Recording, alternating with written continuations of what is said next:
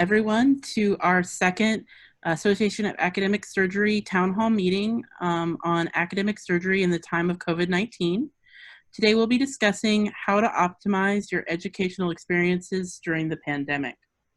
I'm Katie Romanowski, and I'm a burn surgeon and the program director for the Burn Fellowship at University of California, Davis and Shriners Hospital for Children, Northern California. And I will let our other everyone. I'm tonight's co-moderator. My name is Brynessa Lindeman.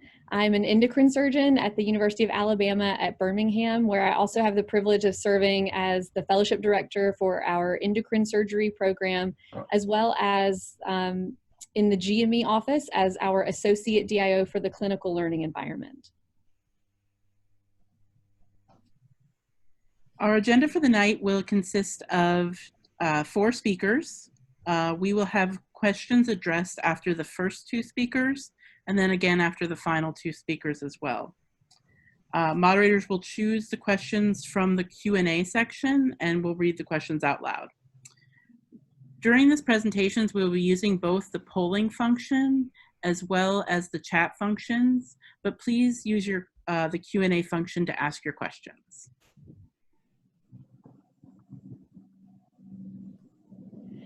And tonight I have the great honor of introducing our 4 speakers.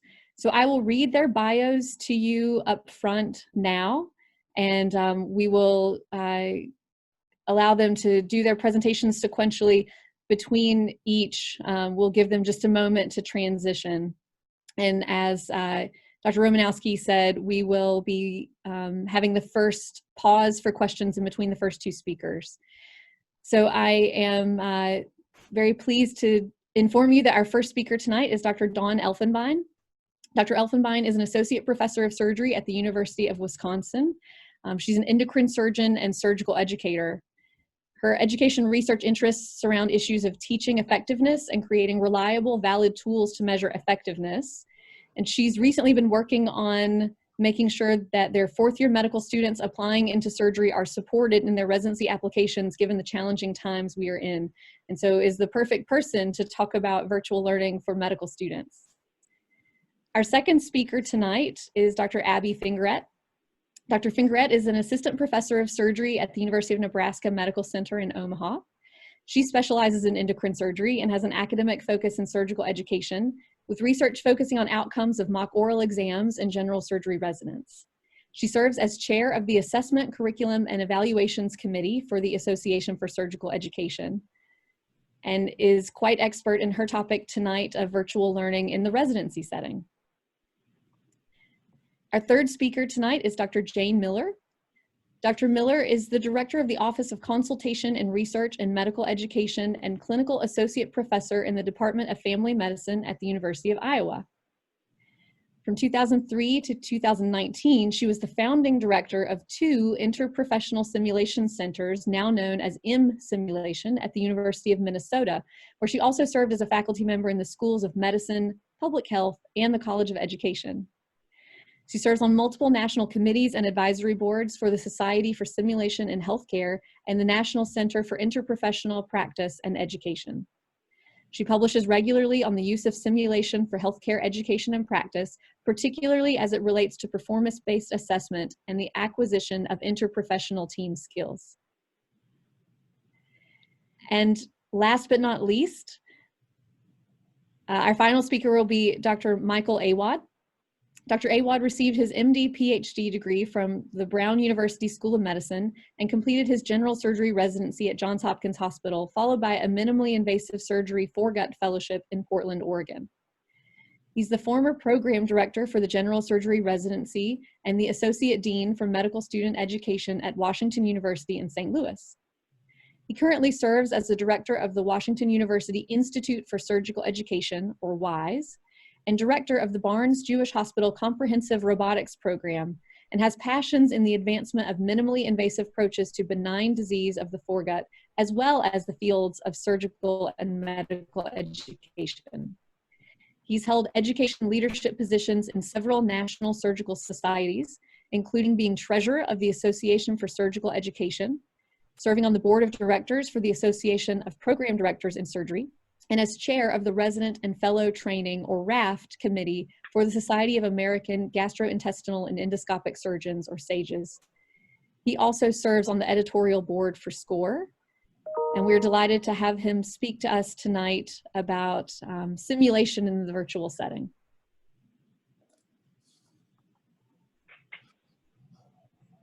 So our agenda for the evening will be to talk about virtual learning strategies for medical students by Dr. Elfenbein, virtual learning strategies for residents by Dr. Fingerette, how to run a successful online teaching session as an educator by Dr. Miller, and how to continue and expand your skills and simulation program at a distance by Dr. Awad.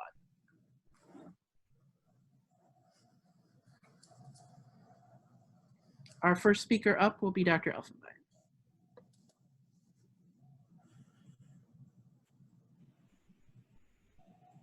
Figure out all this. Okay. So now I believe I'm unmuted and my screen is shared. Good. Okay, I saw some nods. Good evening. Thank you all for joining us tonight for Learning in the Time of COVID, as I like to call this. My name is Dawn Elfenbein. I'm at the University of Wisconsin, as Vanessa had said, and my particular focus is on teaching effectiveness research. What makes learning enjoyable to a learner and what techniques actually impart the specific knowledge or skills you want your learners to obtain are often related to one another and overlapping, but they're certainly not the same thing. And I think we spend an awful lot of time and energy measuring the learner experience and less time actually looking at what is effective. It was kind of a pet peeve of mine, but in this virtual environment that we're at now, I'm coming to learn that learning experience actually becomes much more important in this environment. And we really do run the risk of leaving some of our learners behind if we don't do this thoughtfully at every step. It kind of all sends my head spinning, but let's delve into this, shall we? And hopefully we'll sort through some of this evening. So what I hope you take away from my very short 8-minute talk is really just a 30,000-foot view, and the presenters that follow are going to delve a bit more into the details and logistics and how to actually do this. My talk is focusing on my experience with medical students, but many of the ideas and concepts apply to residents and fellows as well. I'll spend some of my time telling you of some of the things that we have found that worked well with medical students in the virtual environment for didactic sessions in the past few months. And then I'm going to share some challenges of now integrating students into our new reality of telehealth visits.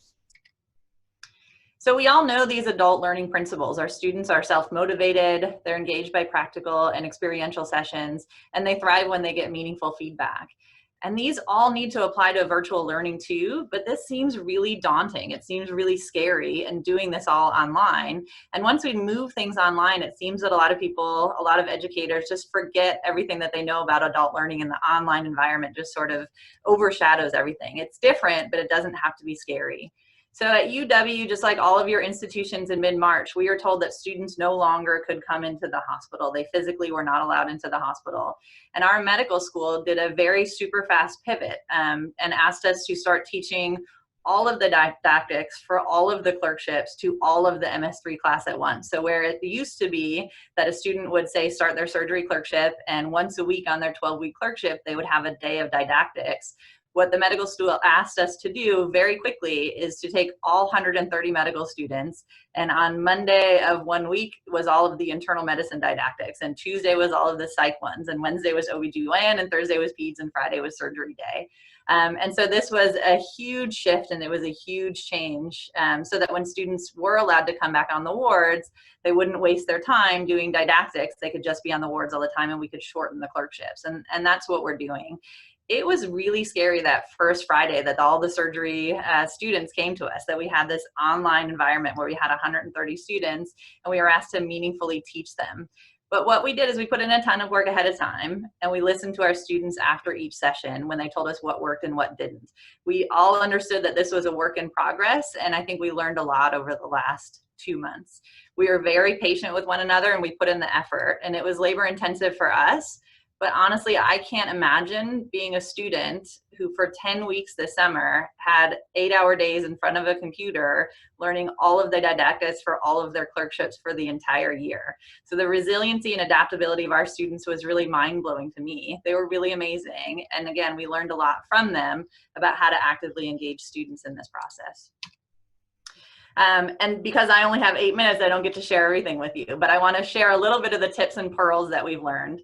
Oh, I'm sorry, I forgot. I skipped over my group chat exercise. So what I want you guys to do is I'll open up your chat box for 1 second and tell me, now that we've all done some virtual learning exercises, type into your chat box something that you've experienced that is an ineffective use of virtual learning. I'm going to try to pull up the chat here so I can see what you guys are typing.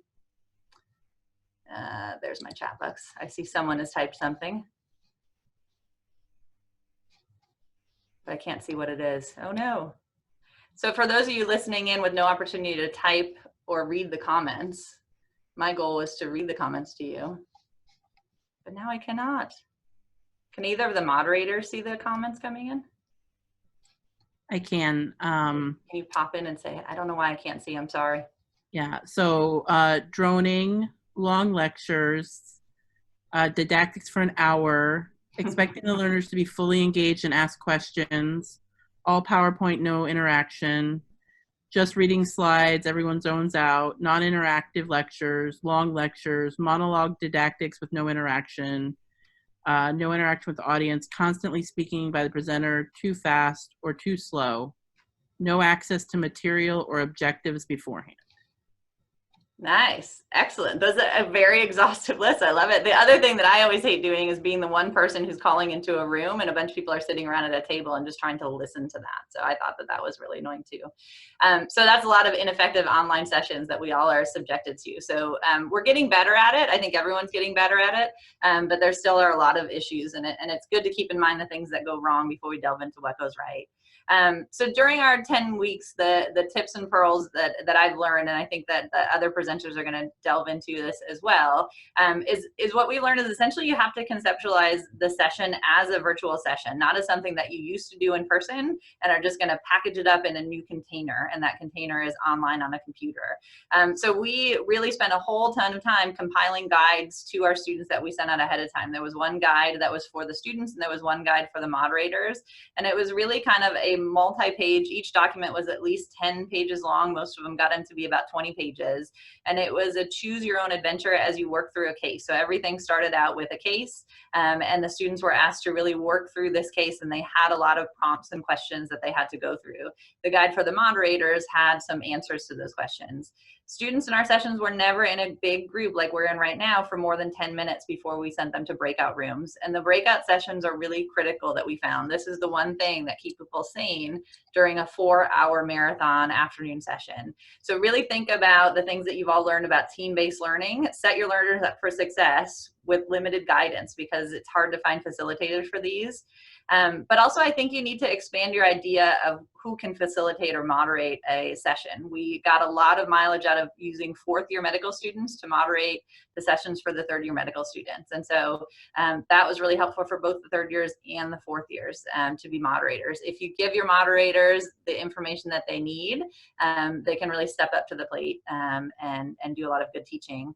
The other thing that I think everyone needs to keep in mind is realize the limitations of your users. Not everyone has 2 big monitors that they can look at. And just as some of you now, I'm sure, are on your Bluetooth in your car on the way home at the end of a day, realize that that's going to happen at every session. So even though you have things planned out to have really good visuals, you need to be able to engage everyone. Be flexible. Realize that sometimes people can't talk. They're in a situation where a siren's going by or a baby is crying.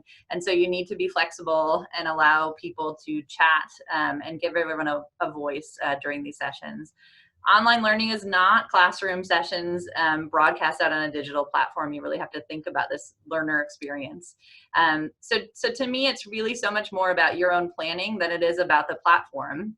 But what I will say about the platform is that I think it's wise as an educational group at your institution to choose wisely and use few platforms and get to know those platforms well. There's nothing more halting to a session than having the leader not be able to properly use the functions, like the chat function, for example. And while I'm no expert at Zoom, I rely on other people who are able to step in, and I'm getting really good at Blackboard Collaborate, which is what we're using here. So pick something and stick with it, and be patient with yourself and realize you're going to learn as you go. Explore all the hidden functions as you continue to get better. And then finally, I think it's so important to ask your learners after the session, not only whether they learned what you wanted them to learn, but what the experience was like for them. And then believe what they say and make changes. The students are really savvy about these platforms, and they appreciate you putting in the effort. So everyone always wants to know, just what's the platform? What should I use to do this? And I really feel strongly it's not about the program, right? I hear residents who do clinical research say to me, if only I knew how to program Stata, I could do my own stats. Well, no, you can't, right? You can't do biostats by just knowing a program. That's the last step in actually all the planning of doing a project that goes into it. So it's the same with didactic planning. You have to be very deliberate about what you choose, how you're going to teach it. But once you do choose a platform, learn that platform really, really well so that you can be very savvy and facile with sort of moving around with it.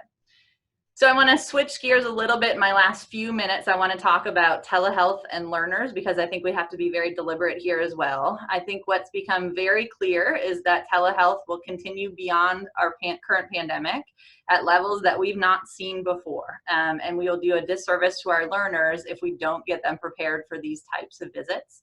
There are straightforward things that we all need to think about teaching, like how to set up your space, what physical exam maneuvers you can actually do on a video visit. But then there are other regulatory issues that we have to delve into ourselves and then teach our students. And our governing bodies and curricular teams are already working to create competencies to define this domain as one of the essential entrustable professional activities for our students. And I think that's a good thing. I think this is something that we really need to add to our students' toolbox of skills. We need to figure out how to do it. And I know that everyone is scrambling on the clinical side to do it. I'm scrambling. We're trying to learn this stuff ourselves. And we really, again, do our learners a disservice if we exclude them in this upfront planning phase. So I just wanted to poll the audience here on these two questions. So I'm going to pull this up, the poll, and launch this polling. There we go. We have it.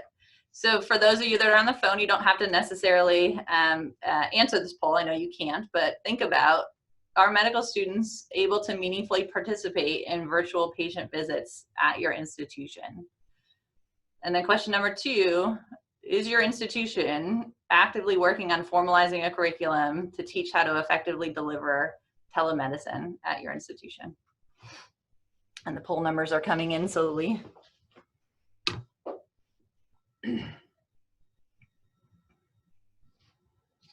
And somehow when the poll launched, I can suddenly see the chat feature. So thank you for all you who have commented.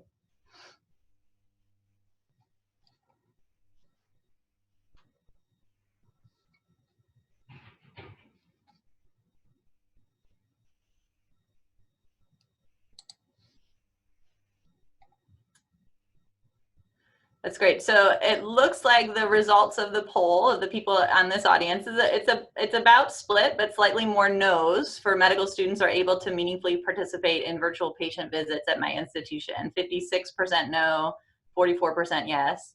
And then it's more skewed about actively working on formalizing a curriculum to teach delivering telemedicine at my institution. About 2/3 of the folks on this call, there's no active working on formalizing a curriculum. And so, so those are things that I would just encourage you guys to start thinking about. I welcome discussion on this and anything I talked about during our Q&A session, but I would really implore you all as educators not to brush this off as someone else's job. I know that this is often things coming down to us from the C-suite, and the bottom line is something that's very important, and they want to find something that's clinically useful. But this is not something that IT should decide or some other committee should decide. We as academic medical centers really have education as a critical mission, and we have to consider it in every realm. And I know the bottom line wins, but we have to keep pressure on this point as educators. And so here our experience was that we rushed implementation of a video platform that's kind of clunky and it's kind of cumbersome and no one loves it, but we know that it's just a stopgap and there is a committee working on making a more permanent solution. And at the medical center, we immediately formed a telehealth working group at the School of Medicine to come up with a curriculum, what we wanted to teach medical students. And there are people from our telehealth work group at the School of Medicine, these educators who are working with the IT department to make sure that when we do develop our system that integrates, smoothly and seamlessly with our EMR, that there will be a place for medical students and for residents and all learners at that. So I would encourage you all to do the same and to demand a seat at that table as you move forward with all of your telehealth initiatives. So that's really it. I found some links that I found particularly useful for people, and we'll send these out separately, not just on my PowerPoint slide here now. So if you want to take a deeper dive into some of these things, and again, my colleagues who's going to present for the rest of the session will go into more practical details. And I thank you for your attention, for your participation in the polls and the chat function, and look forward to some great discussion. So I will now stop sharing my screen and let the next person talk. Okay, well, thank you so much, Dr. Elfenbein, for that fantastic talk. I actually wrote down that note for myself. It's about the planning, not the platform. And so just as a reminder to all of our participants tonight, if you have questions that have bubbled up like I have, and you want to queue those up for after our next speaker finishes, you can put those in the Q&A box. The chat box will be used for interaction during the presentation, and Dr. Romanowski and I will be monitoring the Q&A box for questions for between the talks and at the end. But we'll now turn the session over to Dr. Fingerette for her presentation on virtual learning for surgery residents. Thank you, Dr. Lindeman, and thank you, Dr. Romanowski, and especially the AAS leadership for recognizing the importance of this topic, and for all of you for devoting an hour of your personal time to hear and learn more about this. I look forward to your responses to the poll questions that I'm going to provide, and also the question and answer as we talk about virtual learning for surgery residents. Some of my colleagues in the future are going to be discussing how to be an effective educator in a virtual platform and simulation, so I will defer those topics. And of course, everything Dr. Elfenbein covered with regard to medical student education certainly also applies to resident education. So I'm not going to talk specifically about telemedicine in this session. I am going to start with objectives, as an educator always does. So what I would like to cover in my session is to be able to describe the barriers and pitfalls to effective distance education, to identify effective distance education domains, and to describe some best practices for distance education. So everything that we do as educators occurs in the context of the learning climate. It is the most important first step to opening an education dialogue. This is particularly important when we're talking about virtual education, because your body language doesn't come through if all you're seeing is the box with my head. And imagine being a learner signing on for a teaching session, whether you're a medical student or a resident, and the preceptor or faculty moderator says, another Zoom, okay, let's get through this, here we go. That's not a very enthusiastic way to engage your learner. We understand that this is not ideal, but it's what we have. Distance education is new to surgeons and to medical education, but it's not new as a concept. There are decades of research on distance education, most of which shows that if the audience is motivated, it is equally as effective for knowledge domains. So you don't need to worry that your learners aren't going to meet the objectives that you have provided, as long as you provide it in an appropriate environment with a positive climate. To create a positive climate, it's also important to consider class size. Because you don't have the interpersonal interaction as robustly in distance education, you should ideally limit your small group sizes to 5 to 6 participants for each preceptor or faculty facilitator. At the maximum, I would recommend 12 to 15 learners per facilitator to get the most engagement. So I'd like to take a moment to focus on what you would consider to be the biggest barrier for you to enact effective distance education. And I'm going to pull up a poll question. What is the most restrictive barrier to effective virtual resident education at your institution? Time, money, administrative support, faculty, quality curricula, all of the above, or other? And if you respond to other, I would love to know what that other is in the chat function, if you would like to write that in. I'll give folks another minute, but as the results are coming in, it looks like all of the above is a popular choice.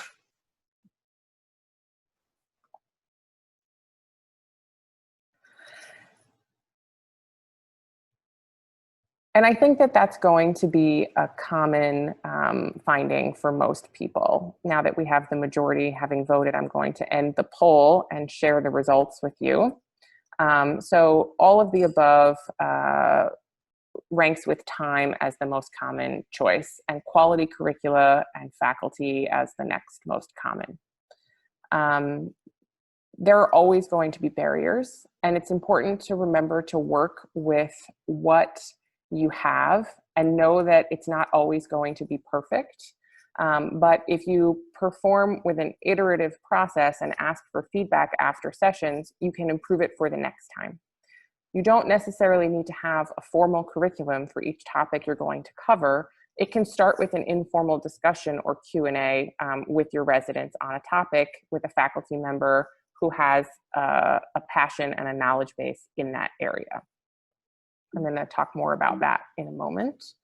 But the environment is different, especially for surgical educators, more so than other medical educators, because it's our responsibility to teach our residents not just a knowledge domain, but also a skill. Historically, the way that we teach our residents that skill is with scaffolding. We want them to achieve a learning outcome, being able to safely and effectively perform an operation on a patient that they have appropriately worked up for that indication.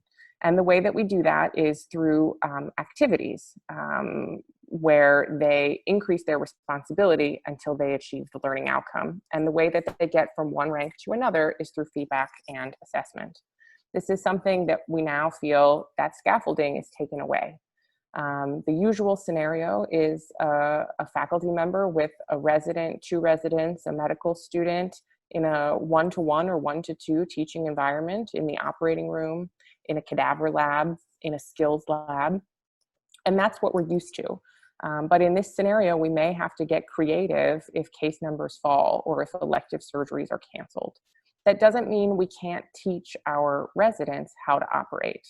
I'm not going to focus on how we do virtual simulation because that's a topic for the next speaker, but I do want to remind you that there are many things that we can teach them outside of the operating room. And so to learn how to do an operation, you first have to have a paradigm, a heuristic.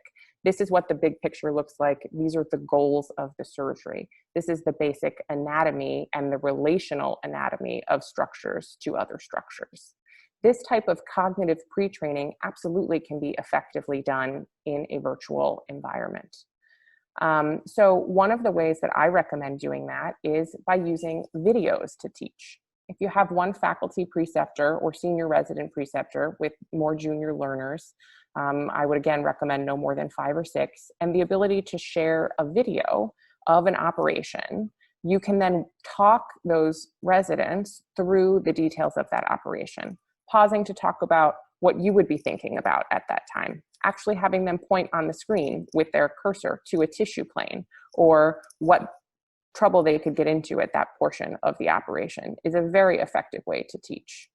There are certainly many video resources out there that you can use, and I would love to know with the poll feature, if you'd like to answer this question, what video resources do you use to review operations with your residents?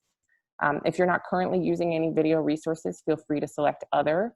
But the choices I have for you are internal videos, videos from Access Surgery, Coach Surgery, Sages, and YouTube. And certainly if there are any other resources that you have identified, please do share it in the chat function because we should open source this information as much as possible.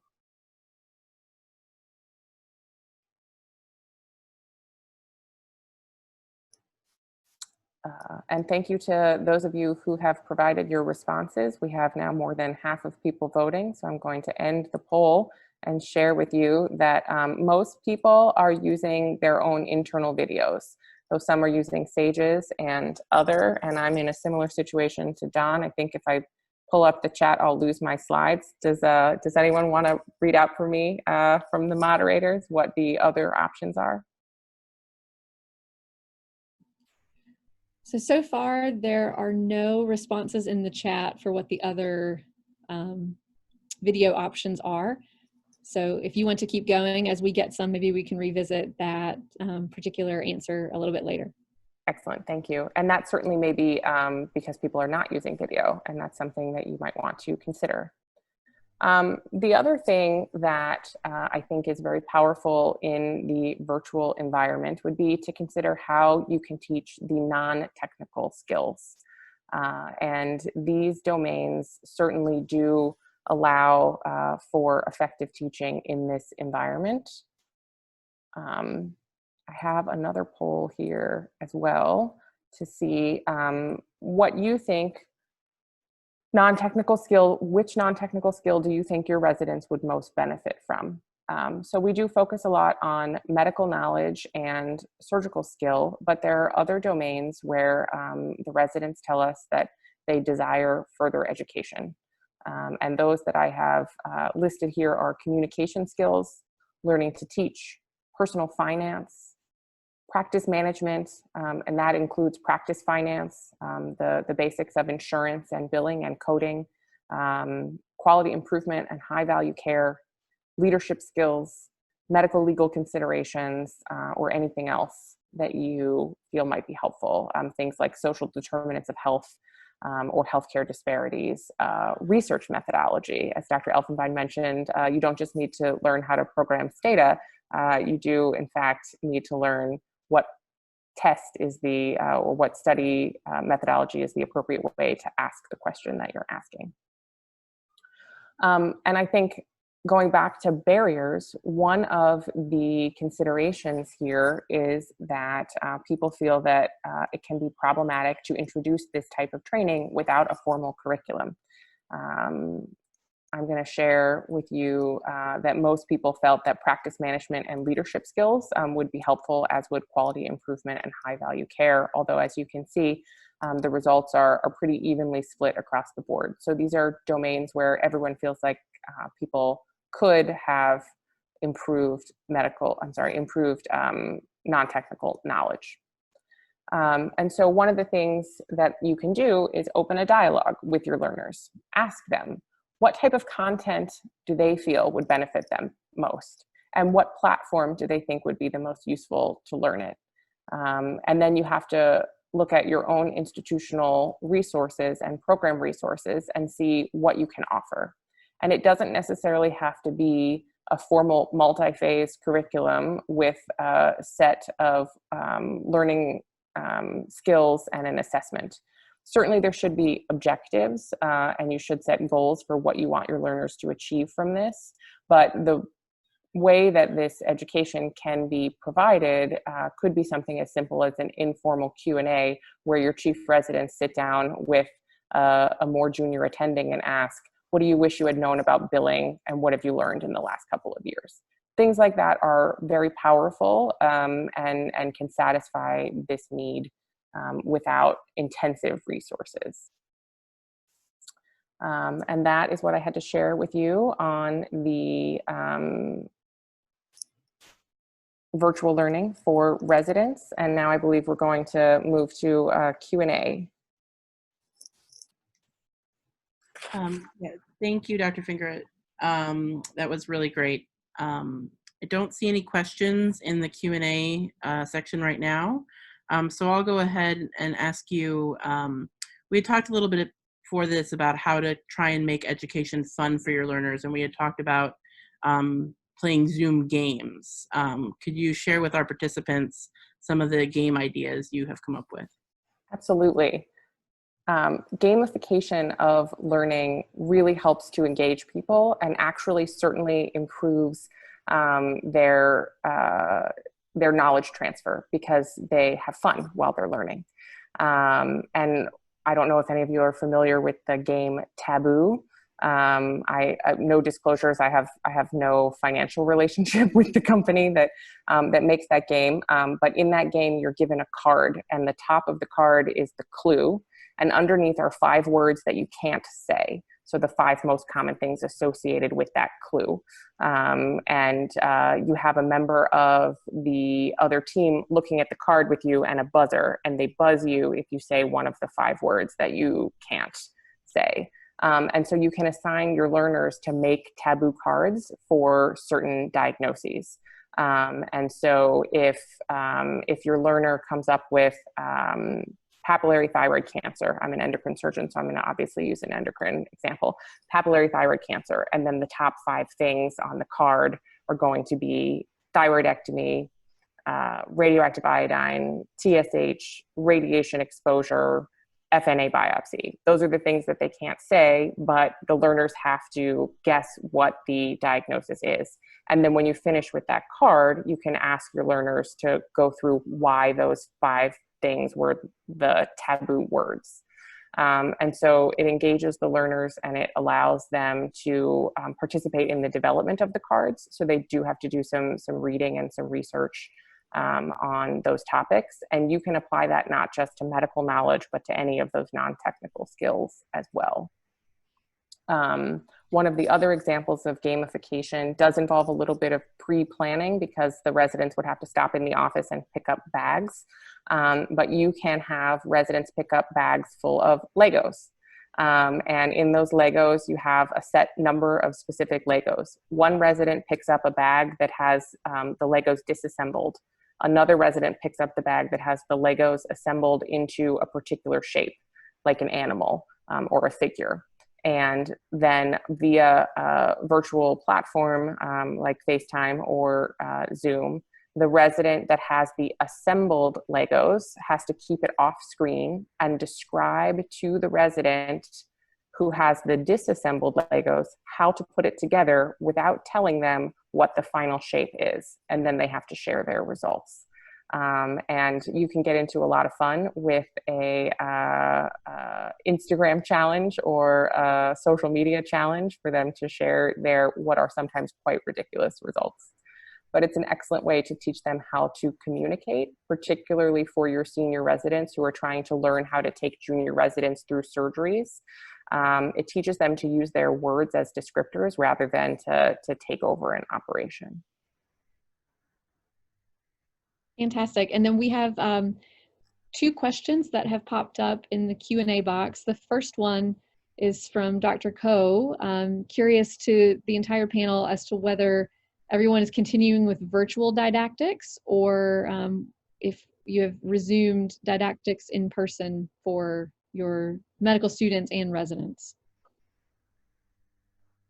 Dr. Elfenbein, you want to start? Yeah, sure. I think this is something that actually in the past week I've been thinking a lot about because so we're continuing with virtual didactics for the most part because our hospital has rules about how many people can fit in a conference room for distancing reasons. And so we've been doing a lot of virtual, but it's interesting because if you broadcast something in a conference room where you limit the number of people that can go in there, look around who's actually in that conference room, and I bet you're going to find that it just actually reestablishes and kind of amplifies the hierarchy that we're all trying to break down, right? I was just at a meeting where the people in the room were 4 male surgeons and the OR charge nurse, and everybody else who called in were people who are sort of less on that. So it really kind of magnifies who can have a seat at the table. And so I think we have to be really conscious of this. If it's virtual, make it virtual for everybody. If it's in person, then you really got to find a bigger room and make it so that people can really be involved. And so you have to make accommodations. So we're doing virtual didactics at 6:30 to 7:30 for our 4th year medical students right now on their sub-Is. But then we say, you know, there's not room in the hospital to do it virtually because med students have nowhere to go, right? So they do it at home, and then we say, then you can't round that day, and your team has to know you can't round. You have to drive safely into the hospital and get here for the 8 o'clock OR time. And most people in Madison, thankfully, are less than a half an hour away. But you really have to be very thoughtful and be conscientious about that. And so I think there's danger here in sort of mixing virtual and in person, and if you're not thoughtful, and then just making sure that you make accommodations for people, because I think med students are the ones that have the least amount of space. They don't have a private office where they can go and close the door and do Zoom. So just be really careful. But I think virtual is here to stay, and we just have to think about that. I don't know if anyone else has comments about that. We've had to be creative with our scheduling for skills training, because we are doing some skills training still in person, and then building in travel time so that our students are able to finish their skills training, get in their cars, drive themselves home, and then participate in the didactic sessions virtually.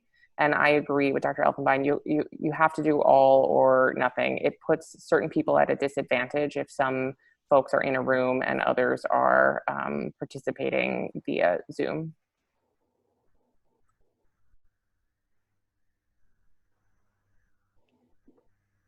Okay, I think there's one other question in the Q&A box, but I think we will save that one for the end, because I think we'll potentially get some other tips and tricks that may end up helping to answer that question within the next 2 presentations. Thanks. So our next presenter will be Dr. Miller. Great, thank you. It's a pleasure to be here. I want to say that everything I'm going to talk about just really amplifies what Dr. Elfenbein and Dr. Fingerette have already talked about. And so happy to, as a mini Iowan, to see the upper Midwest so strongly represented in the presentations. Yes, in the presentations tonight. So go Corn. I am going to start actually with a poll, and then I'll go to screen sharing. So first question first. I know a lot about best practices in teaching online. So let me know how you're feeling about whether you agree, strongly disagree, or strongly agree. Oh, good. Lots of participation. Gonna wait a few more seconds. 55% voted. Let's see if we can get to 60. Come on, 60. Oh, we got past 60. Let's see if we can get to 70. Gonna wait a few more seconds. And we have 64%, so I'm gonna end polling and share the results. So here's what the current status is. So let's kind of track this before I start. 21% strongly disagree, 38% disagree. So 59% of you do not feel like you know a lot about best practices in online teaching. Presumably the remaining 40% are either in the agree, strongly agree, or don't know, unsure category. So let me launch the second one. I feel comfortable using best practices in teaching online. So this is different from knowing. This is, do you feel comfortable actually using those best practices? And again, excellent response, way to go.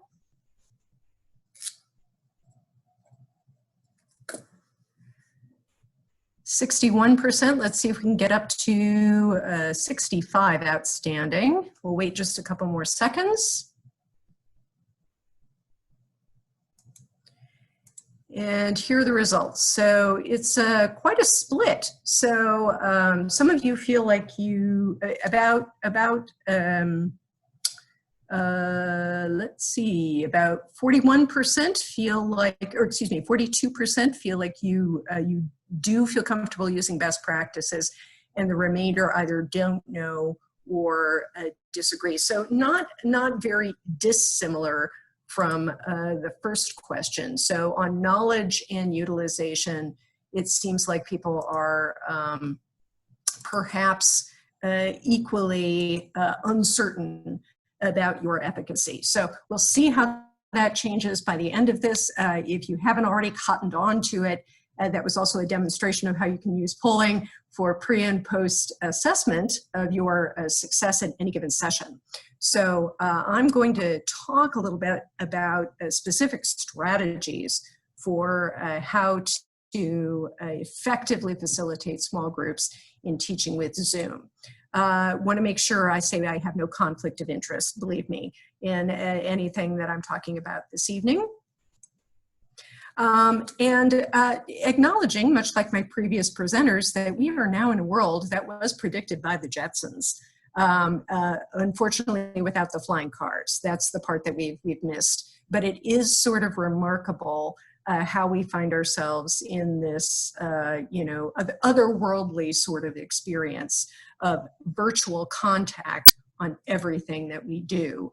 My goals and objectives for the next 8 minutes are to share some additional principles of facilitating small group learning online, demonstrate a couple of Zoom features, share some additional resources for ongoing exploration and development.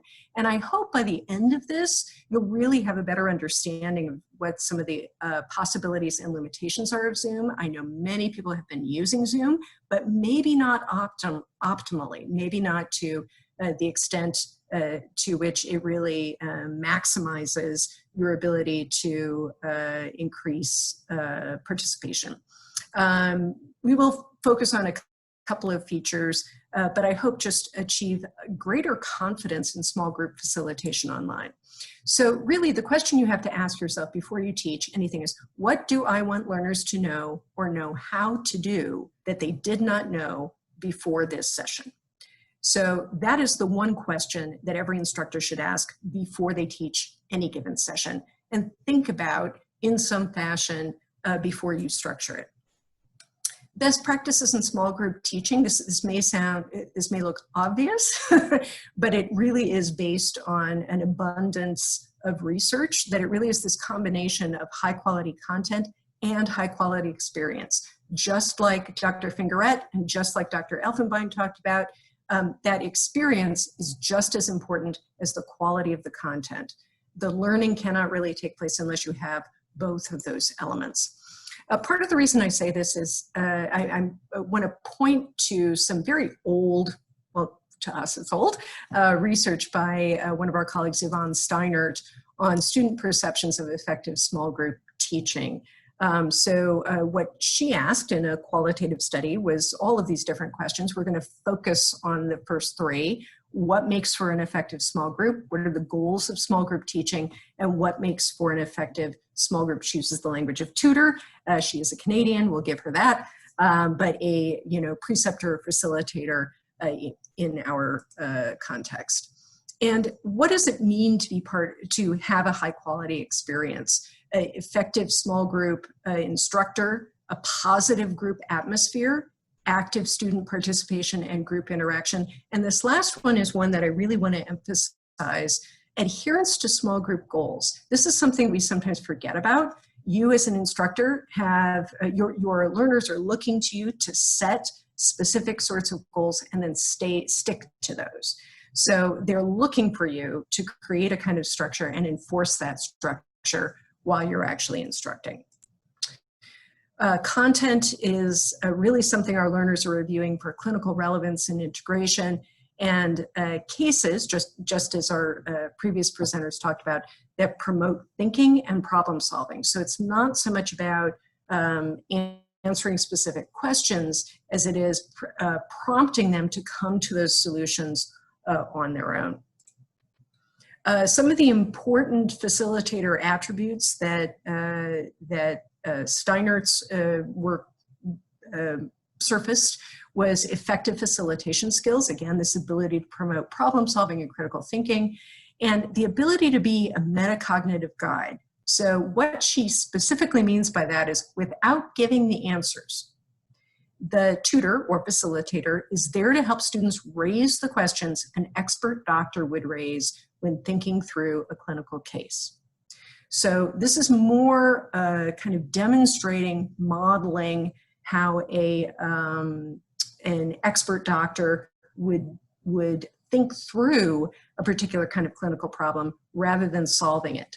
So sometimes we think that in this box, this sort of two-dimensional representational world, that all we can do is show. But a big part of what we really need to understand is that we cannot just show, but also demonstrate kind of how we deal with ambiguity. So it's an important part of it. We put all of this together. You have this combination of the best practices in small group teaching, interactive, meaningful experiences, enthusiastic facilitation, challenging, relevant content, and then all of the different features that Zoom, as well as some of the other facilitation software can offer. And in Zoom, that includes breakout rooms and whiteboards, as well as being able to share chat, polls, and video.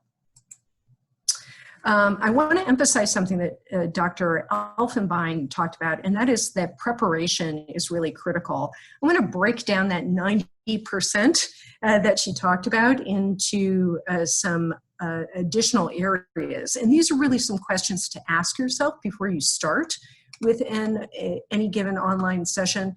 The questions are, how many learners are you really expecting to work with at any given time? What sorts of devices are learners going to be accessing your session from? What level of security is really required? What's the content? What level of interaction do you expect? If you expect a fairly high level of interaction, it has to be for everyone, not just some people who are participating. Are you going to be recording the session? There are some critical questions associated with that, both in terms of etiquette, but also in terms of what you can actually share using Zoom. And then, do you anticipate any sort of problems? Is there a likelihood that some of your participants may be doing things that are inadvertently or overtly disruptive? So those are things to all consider when you're putting together an online session. It's also important to remember that you can ask your learners to do certain sorts of things that are going to make it more accessible. So muting their audio, sharing their video, making sure they're not backlit, it's on a stable surface, and providing alternative connectivity information.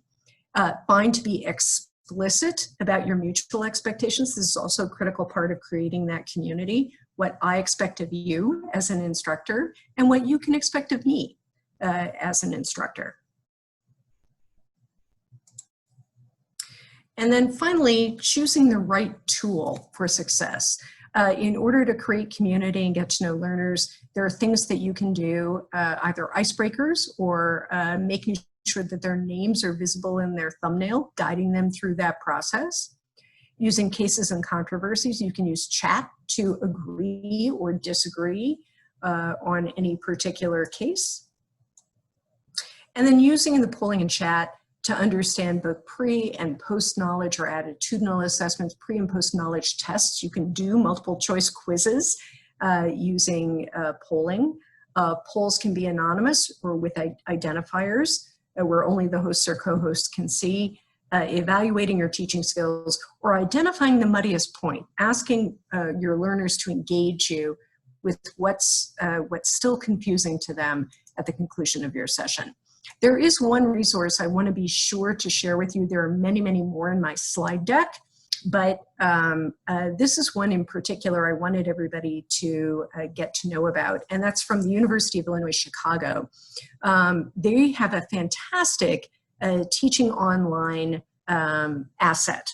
And it's really quite robust. There are a lot of different sections. One section in particular I wanted to direct people to is that they have a portion where it looks at what are some key features of those online meeting tools, whether you're talking about Blackboard Collaborate, Google products, WebEx, Microsoft Teams, or Zoom, and really guides you through how each of those have different sorts of features. So I would encourage everybody to take a look at that.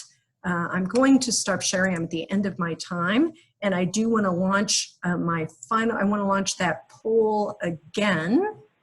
So we're going to go back and see if any change has taken place. So let's ask this first question again.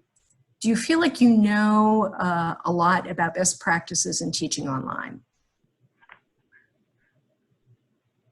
Go ahead and respond. Excellent. People responding. I'm going to wait just a few more seconds so we can hopefully get to that, at least that 60% mark where we were before.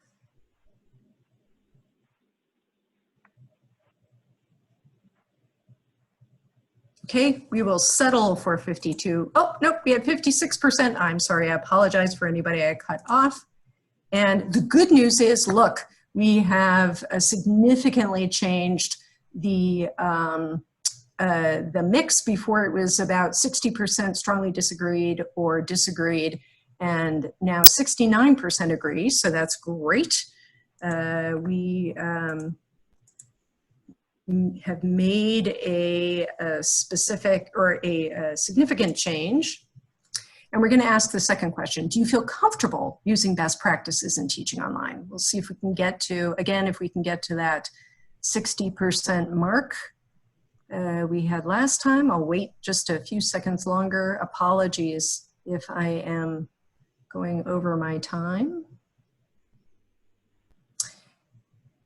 And you may remember that last time it was again kind of about a 60-40 split in comfort. Okay, we're at 58%. And so I'm going to end it and share results. Excellent. So we definitely have improved those numbers as well. So that gives you a sense of both how you can use some of these different sorts of tools, and also how you can use polling as a way of getting a sense of what your learners have or have not achieved in any given learning session. That's it. Thank you very much. Some great tips. Thanks so much, Dr. Miller. Dr. Awad, if you want to go ahead and start sharing your screen. We recognize that we are running a little short on time. And so for those of you that are able to stay, we would love to invite you to give responses or write questions in the Q&A box, and the panelists have graciously agreed to stay a few minutes afterward to answer those if you would like. So, Dr. Awad. Good afternoon, everybody, and I just also want to add my thanks to the organizers, Drs. Romanowski and Lindeman, for inviting me to participate and for what is a tremendous session. I've learned a lot from our co-panelists already. I've been taking a lot of notes, so thank you all, and thanks for our participants for joining us this evening as well. So asked to talk a little bit about simulation in the era of COVID-19 and focusing on psychomotor skills. The other way I think of this topic is trying to make lemonade out of lemons, I think, as many of us are doing or trying to figure out how to do during this era. I do have a number of educational grants that we use for our simulation training that are not particularly relevant to today's discussion. And my hope is that at the end of this brief session, we'll hopefully just inform a number of you about some options for psychomotor skills training at a distance. You know, when we think about surgery, we have a number of skills that we focus on: cognitive, affective, teamwork. But I think when you know, what's perhaps somewhat more unique in our field compared to others is the psychomotor component. And you know, when we were thinking about what to do in this era, this is really the part that we struggled with the most: is how in the world are we going to teach or practice psychomotor skills at a distance? We had boot camp for our interns coming up. We knew that a lot of our incoming interns were coming from schools with a lot of variable experience, and so how do we customize that training on an individual basis? And again, how do we do all this while we're separated in our own homes and cloistered there? One of the things that we drew inspiration from was this study from Alan Okranik in Toronto back in 2010, way before we were thinking about any of these issues. And this actually was drawn from an effort in global health in surgical teaching, what was then described as telesimulation, and connecting simulators via video conferencing. Dr. Okranik and colleagues were trying to teach FLS skills to surgeons in Botswana, Africa. And interestingly, they were able to demonstrate, compared to a 38% pass rate for FLS in the self-taught group, all the participants in this were able to pass after doing this kind of telesimulation effort. So we thought this was pretty neat, and perhaps we could draw upon these lessons in our own current climate and environment. This is Dr. Okranik here in the setup at that time. He is in Canada with a FLS simulator, and then projected on the wall to his left is a surgeon in Botswana with the same exact setup.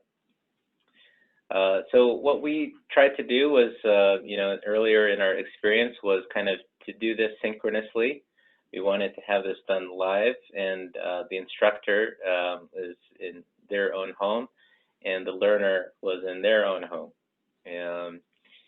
We use these Ethicon task kits, which many of you may be familiar with and are fairly widely available.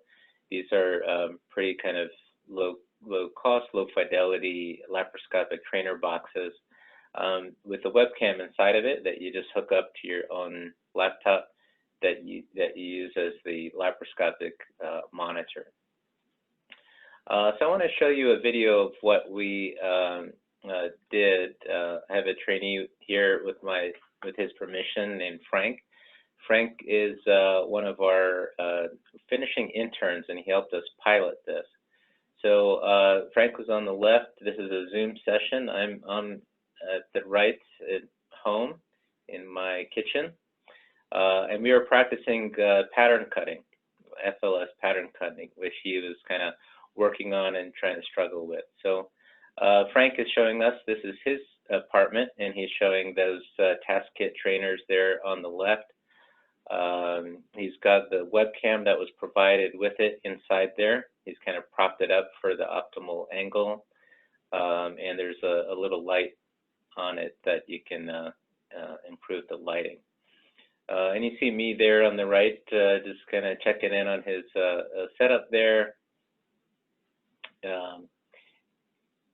Here is now Frank showing his webcam on Zoom. So he changed the input for Zoom to show the webcam view instead of his smartphone view, which he was walking around with before. That's me on the right. Obviously, you can see looking very intently at Frank's pattern cutting skills. And Dr. Awad, I'm so sorry to interrupt you, but ourselves as panelists and the participants are now saying in the chat that we're not able to see the video. So I'm not sure if it would be better going into presentation mode or some other technological strategy that's beyond my personal capabilities. Okay, got it. Let me try the backup mode here, and I will, let's see here. I'll try sharing a different screen here.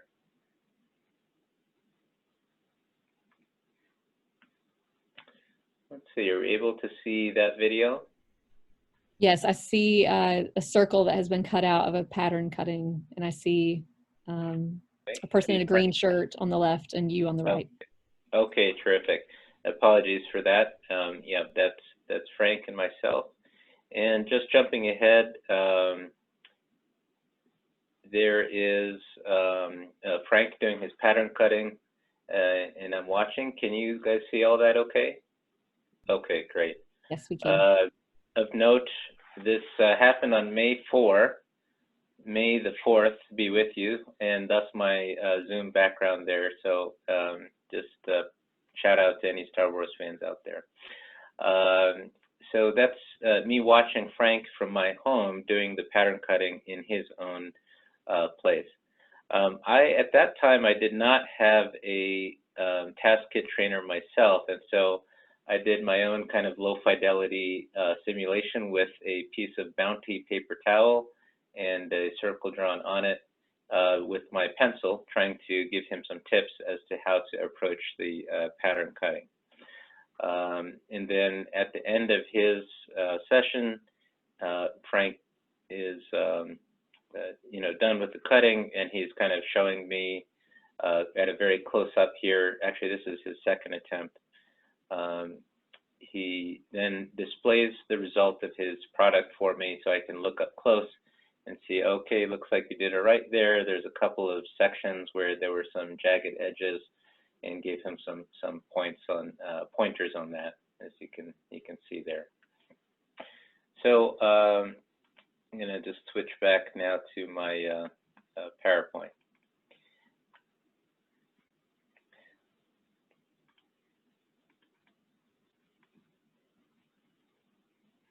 Okay. And let's see.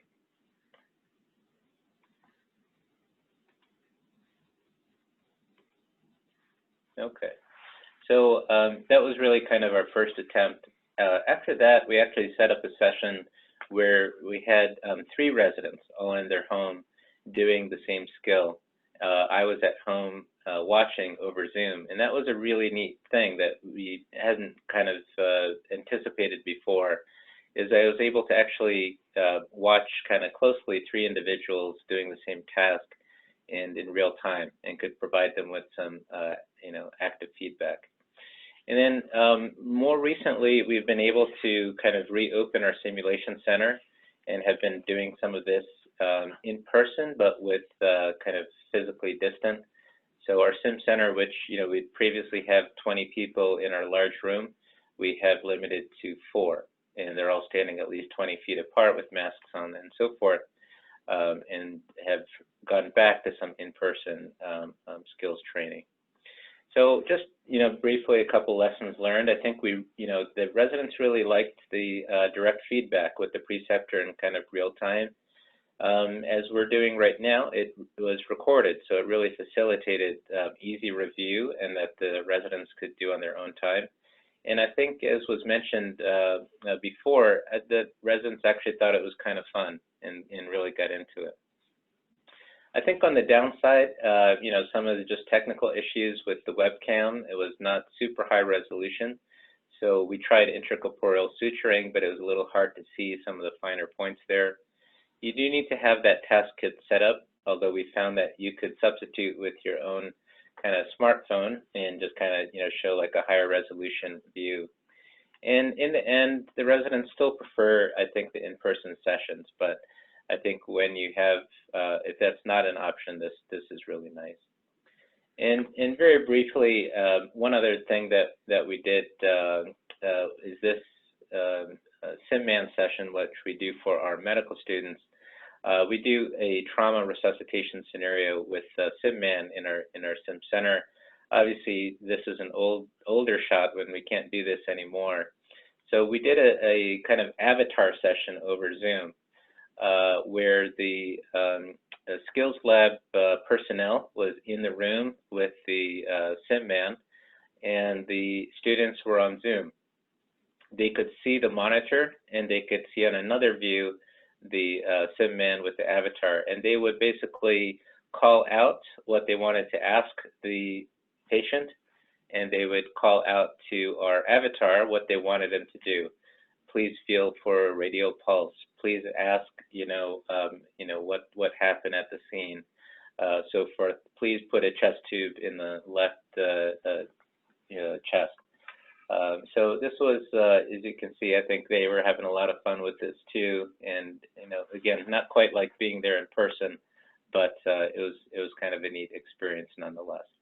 So just want to share with you briefly a couple options for teaching some psychomotor skills as well as some other cognitive and team skills in the COVID era. Thank you very much, and I appreciate the opportunity. Thank you very, very much. We have one question from Dr. Brownstein, who says, we have had trouble with the camera on the Tasket trainer. Have you experienced any of those problems? And then also, how do you get access to these trainers from Ethicon? Yeah, great question. So yes, as I alluded to, the webcam that is provided with it is probably a little bit older model, and its resolution was so-so. We did tinker with it with kind of placement and lighting and in order to try to optimize that.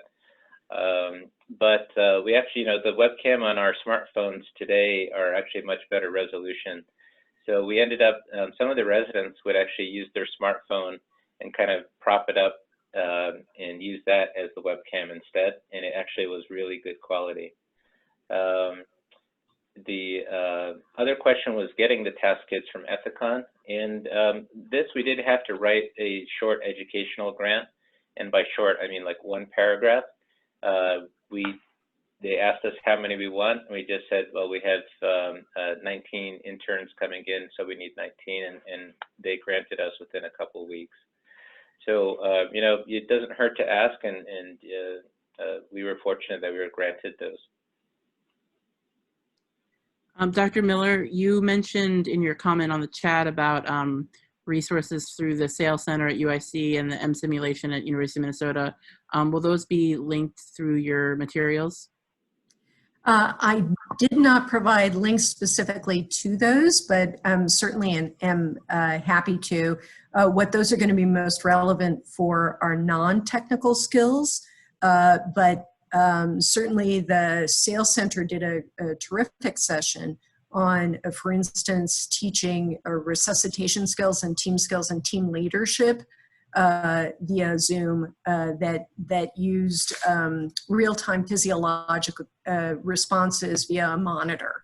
So the mannequin wasn't even necessary, but it just used the programming associated with the mannequin. But I certainly can provide those to people as a follow-up. Great, thank you. And then seeing no other questions, I just want to thank all of our panelists and my wonderful co-moderator, Dr. Lindeman, for this great session, and for all of you for hanging with us as we did this. Please keep your eye out for future town hall meetings through the Association for Academic Surgeons. We have a couple more that we have planned that are in the planning right now, so we hope you'll join those for those as well.